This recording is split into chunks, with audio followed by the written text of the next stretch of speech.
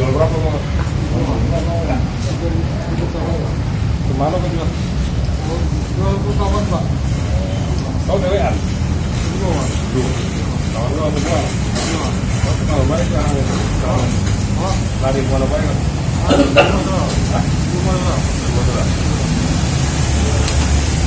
Gak pernah teguang belum? Belum pernah? Iya.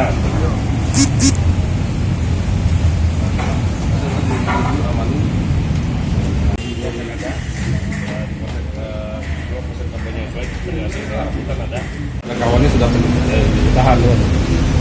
Jadi masih kita kejar, alhamdulillah berhasil kita amankan. Untuk perkara nanti kita kembangkan lagi proses hukumnya, kita laksanakan secara maraton yang cepat untuk korban-korban yang lainnya. Untuk modus operandi apa kan? Iya, macam-macam. Ada perempuan, korban itu diterjang sama dia, motornya diambil atau mungkin diambil tasnya, HP-nya. Nah, jadi macam-macam dia boleh agak sadis juga nih anaknya. Bang, berarti TKP itu di sini Bang ya? Di seberang Ulu Bang ya? Ya, ada berapa? Ada 6 TKP yang sudah kita cek dan kita temui juga korbannya. Banyak sekali sinkron. Tinggal kita penanganan lebih lanjut untuk berkasan itu. Menggunakan saja Mas?